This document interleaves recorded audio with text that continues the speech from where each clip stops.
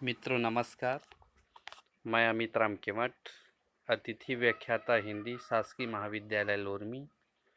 आज हम बिहारी के दोहों में काव्य की कल्पना शक्ति के बारे में अध्ययन करेंगे। बिहारी वास्तव में रीतिमुक्त काव्यधारा के कवि हैं।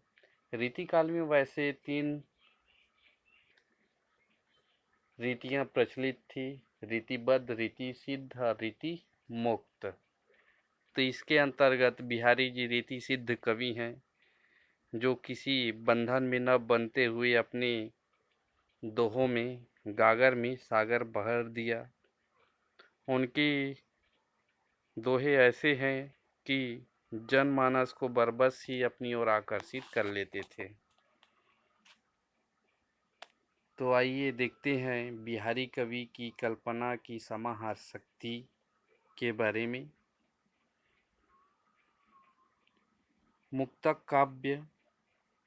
मुक्तक उस रचना को कहते हैं जो स्वतः अपना कार्य व्यक्त करने में समर्थ हो। मुक्तक रचना में पूर्वापर संबंध नहीं होता।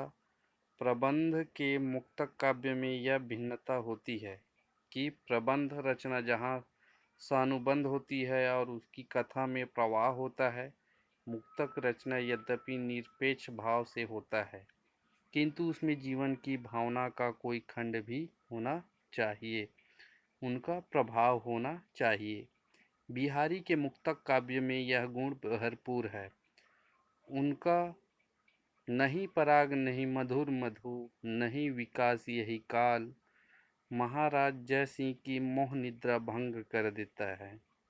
मुक्तक रचना में रसमयता, भाव की संक्षिप्तता और केंद्रीयता होनी चाहिए। कोमल कांत पदावली और भाषा का माधुर्य मुक्तक के सौंदर्य को निखार देता है। मुक्तक काव्य से 2 प्रकार की रचनाएं हुई है, एक सरस या रस युक्त, दूसरा नीरस या रस विहीन। नीरस मुक्तक रचनाओं में चमत्कार विधान और नीतिबद्ध उक्तियां होती है, परंतु इस चमत्कार विधायक सभी उक्तियों को सरस नहीं कहा जा सकता। हिंदी के मुक्तकारों ने प्रायः नीति काव्य ही रचे हैं। बिहारी का काव्य मुक्तक काव्य की दृष्टि से सर्वथा सफल है। उनकी सूक्तियाँ और उक्तियाँ भी नीरस न होकर रसमय हैं। कुछ उदाहरण देखिए।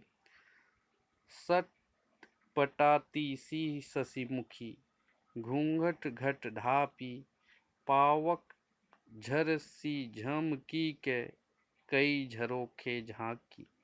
यहाँ पर रस की पूर्ण सामग्री है। नायिका की अभिलाषा दशा का चित्रण है। वह लपक कर झरोखे से नायक की छवि देख जाती है, कहीं कोई देख न ले, इसलिए सटपटाती है। लज्जा के कारण झांकने में हिचकती भी है। अनुभावों की सम्यक योजना है। क्रीड़ा उत्सुकता आदि संचारी भाव है।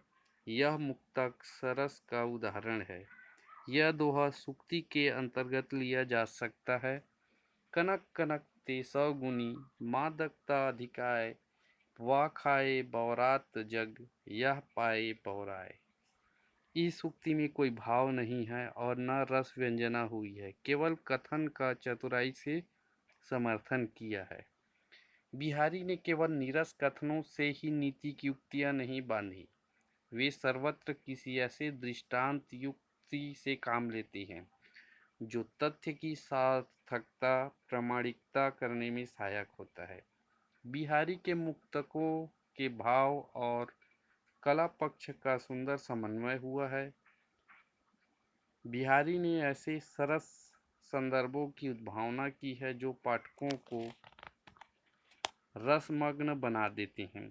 कल्पना की समाहार शक्ति और भाषा की समाज शक्ति से वे दोहे जैसे छोटे छंद में ही इतना कह गए हैं जितना देव आदि सवया और कवित जैसे बड़े छंदों में सुंदरता से न कह सके। उनके दोहों के लिए रहीम का निम्न कथन सर्वथा उपयुक्त प्रतीत होता है। दीरघ दोहा अर्थ के आखर थोड़े आही, ज्यो रहीमन नट मंडली सिमटी कूदी कढ़ी जाही। दोहों में भाव और शब्दों को उसी प्रकार समेटना पड़ता है जिस प्रकार जलते हुए गोल घेरे के बीच में अपने शरीर को खूब तोलकर और समेटकर नट निकल जाता है। समास पद्धति और कल्पना की समाहार शक्ति।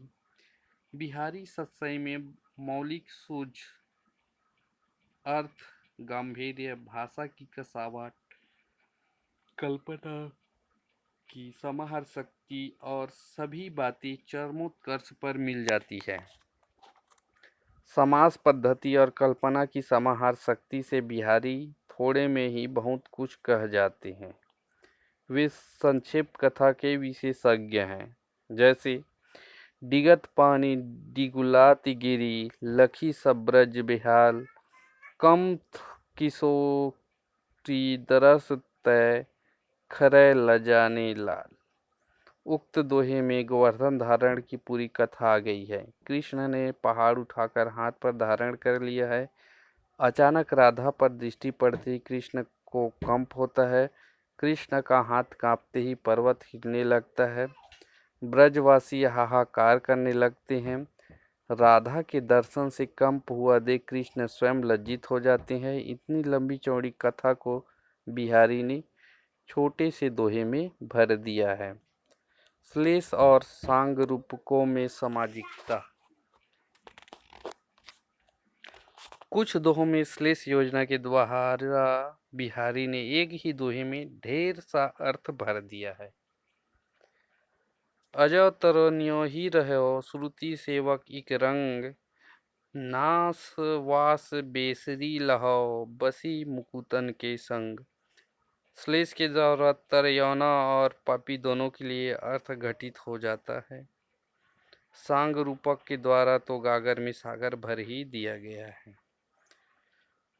सनी कज्जल चख झक लग उपजियो मुदीन स्नेहु, क्यों न निपति है भोगिवे लही सुदेश सब देहु।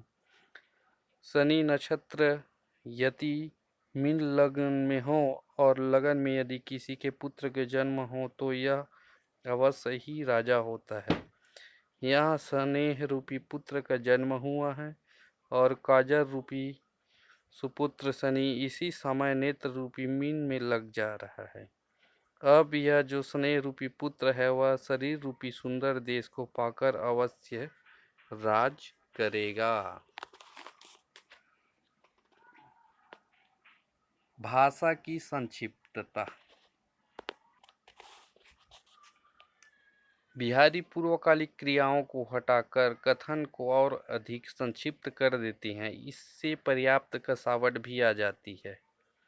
निम्न उदाहरण में चुमती थी, सहती थी, उर से लगाती थी, पहनती थी, उतारती थी वाक्यों को संक्षिप्त कर दिया गया है।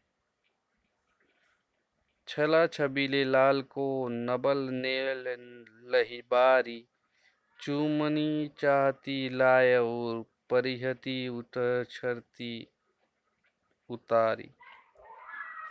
कहीं कहीं बिहारी ने समास पद्धति में लंबे लंबे समासों का भी प्रयोग किया है। समरस सरस संकोच बसी विवश न थी कुठहराई, बन बिहार था की तरुणी थके थकाए नैन। तरुण को नंद वरन वर, सारद बारद बिजुरी, विकसित नव मलि कुसुम आदि। बिहारी के काव्य में मुक्तक काव्य के सभी गुण मिलते हैं। उसमें भाषा की समास शक्ति और कल्पना की समाहार शक्ति चरमोत्कर्ष पर पहुंच गई है। अतः आचार्य रामचंद्र शुक्ल का कथन सत्य ही है। मुक्तक कविता में जो गुण होना चाहिए वह बिहारी में चरमोत्कर्ष पर पहुंचा है, इसमें संदेह नहीं। मुक्तक काव्य में प्रबंध के समान रस की धारा नहीं होती, जिसमें कथा प्रसंग की परिस्थिति में वे अपने को भूला हुआ पाठक मग्न हो जाता है और हृदय एक स्थायी प्रभाव ग्रहण करता है। मुक्तक काव्यों में रस के ऐसे छींटे रहते हैं जिससे हृदय की कलिका थोड़ी देर के लिए खिल उठती है। यद्यपि प्रबंध काव्य एक विस्तृत वनस्थली है तो मुक्तक काव्य एक चुना हुआ गुलदस्ता है, अतः वह सभी स्थानों के लिए उपयुक्त होता है। उसके लिए कवि को मनोरम वस्तुओं और व्यापारियों का छोटा सा स्तवक गुच्छा कल्पित करके उसे अत्यंत संक्षिप्त और सशक्त भाषा में प्रदर्शित करना पड़ता है। अतः जिस कवि में कल्पना की समाहार शक्ति के साथ भाषा की समाज शक्ति जितनी भी अधिक होगी, उतना ही वह मुक्तक की रचना में सफल होगा। यह क्षमता बिहारी में पूर्ण रूप से विद्यमान थी, इसी से वे दोहे जैसे छोटे संत में इतना रस भर सके।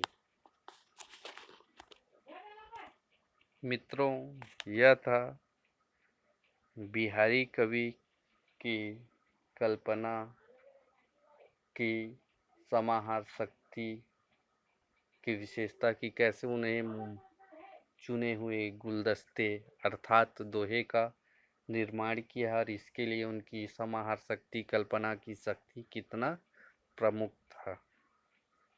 मित्रों नमस्कार, धन्यवाद।